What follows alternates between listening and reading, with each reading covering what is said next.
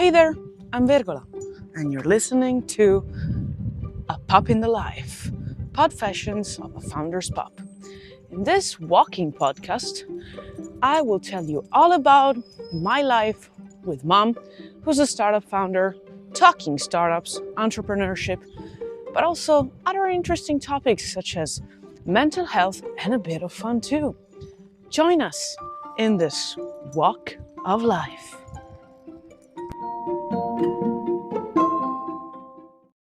Hello. This is Vergola, and this is, yes, you guessed it, Pup in the Life, episode 24. We're ranging quarter of 100 episodes, and I'm so happy about it. And unfortunately, we need to do them at home as well, even today, because it's been so hot in here that Mom is not able to just stay out more than 5 minutes. And I just also suffer the heat wave quite a lot. But this is the Italian summer, especially where we live. And I hope you can tell me more about how is your summer and if is there some place on earth that we could just move to feel better. I'm kidding. We had a mountain house. We've had it for 3 years now. But this year wasn't renewed, so yeah, we're fucked in the heat wave. Anyways, today we talk about plans and planning. So, Mom knows about an advisor of her companies who always used to quote this thing from, I think it's Franklin Delano Roosevelt, but to be honest, I don't know. And I don't want to give details and be very precise on stuff I actually don't know nothing about. For example, politics, which was... plans are not important. What's important is planning. So it's not the strategy that you have in place, but the fact that you commit yourself to actually creating a strategy. And so this goes back, like, why are we talking about this? Because Mom is very big into all this spiritual shit right now. And everybody keeps talking about manifesting and how manifesting is important. If you read Think and Grow Rich by Napoleon Hill, apparently he says Andrew Carnegie just like thinks and believes that the first thing is like you need to state your objective, you need to have them very clear and blah, blah, blah. And I think Mom has had a hard time to that, but for a reason that was actually also a good reason, but that happened, somehow it happened. And the thing is, Mom just started doing stuff when she was just trying to find a way, as she found herself being viral on social media without a clear purpose. And so, to be honest, I'm not the best person to say, and especially Mom is not, why and how in strategy is very important. But what we can say is actually what we learned out of this experience, that it's okay to be tasting stuff, to be understanding, to be just trying. And to be honest, I think we shall not ever stop trying. But unfortunately, the better way to do stuff is to actually have a strategy in place and then trying inside the strategy, or actually knowing that you're trying outside the strategy, which is also helping to build lateral thinking and whatnot. So the problem with this is that if we're thinking about Mom's case study, Mom went viral on her first video on LinkedIn. Now, how weird is that? Very.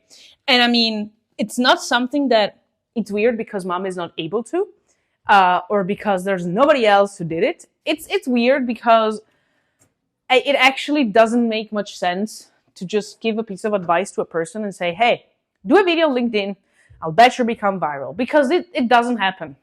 And it doesn't happen especially in the maturity era that in which social media platforms are at right now. And so it's very hard. I mean, let's imagine you do a penalty shutout. You've never kicked a penalty before. Can you score on the first? Yes. Will you score better if you try 100 times? Also, yes. So we cannot even talk about the importance of planning from a case study. But Mom knows something about it because she's actually probably slowed down a bit her potential development, even though everybody says she's just gone fast and blah, blah, blah. But, it's never fast enough for her. But anyways, the problem was that if she had a strategy in mind, an actual strategy, and she didn't spend that amount of time figuring out what to do, which is actually, again, I repeat, it's good. But she could have spent a bit more time into strategizing. She learned all stuff mainly that she does in business, apart from actual planning, and so actual business planning, financial planning, etc., alone. And so a lot of time has taken to be learning by doing, which is also a good way to learn if you're into that. Mom has studied a lot, but business life is quite practical anyways. And the hard thing is to match the difference between the strategy and the practicality. You need to keep having practicality, but then also have strategy as well. And why is strategy important? Because if you state out the strategy, first of all, you are accountable to your own self and to anybody who knows something about the strategy. So let's say that you live with your partner and you put out a piece of paper saying, I want to help 1 million people by the end of 3 years with their math skills. And so you have a clear goal stated in mind, you have your objective, you have a thing you want to accomplish, a state where you want to get to, and you can create a strategy over that. And so you are accountable, and you're also accountable to other people because they see that paper. And so the best thing you can do if you want to be more accountable, actually stating in a podcast like this, what you want to accomplish. So maybe this is also a thing that mom could potentially do, and just stating what she wants to accomplish out of this podcast. Maybe. But she says she wants to help founders navigating better through the ups and downs of founder's life.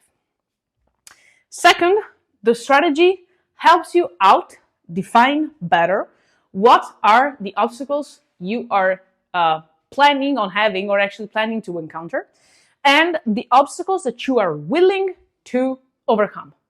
Because if I tell you that you can help 1 million people with their math skills, and then in 3 years, and then I tell you, listen, to do this, you need to go to, for example, 1,000 schools per year.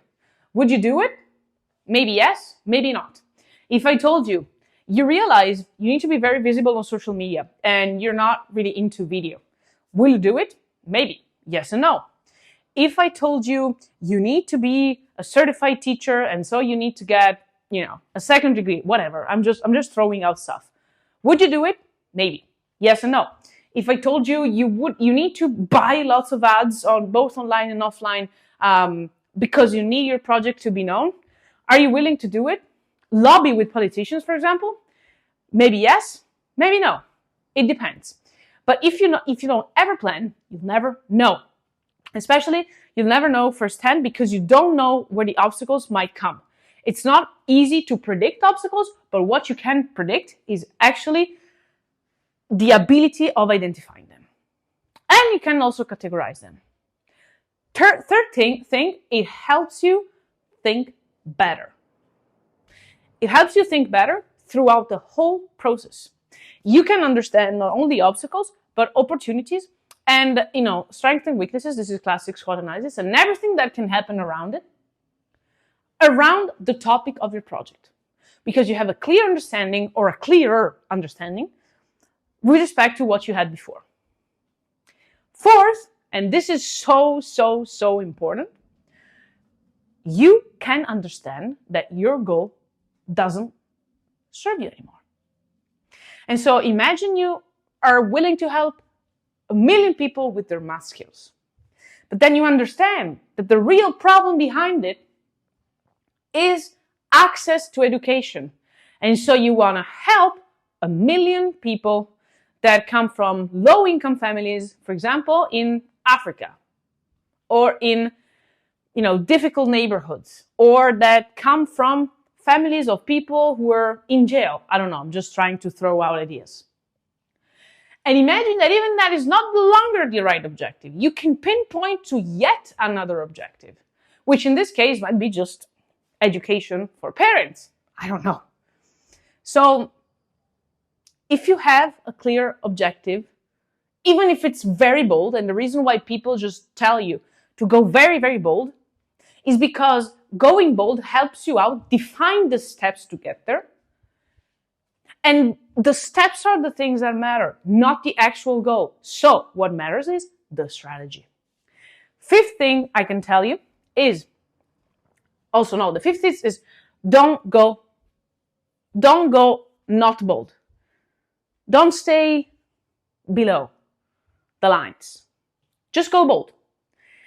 The sixth thing is that actually, once you need to convince somebody else of how good and important your objective is, because you want money, you want resources, you want time, you want advice, you want whatever you want, you can convincing them with the strategy.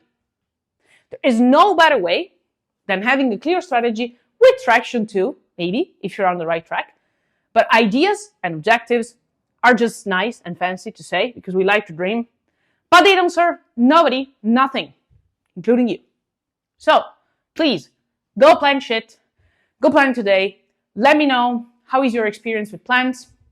And remember the 6 points to really help you out with planning. Let me know which one is your most favorite and the one in which you have struggled most. And we will talk tomorrow. Kisses, hugs, and a bit of barks. Bye.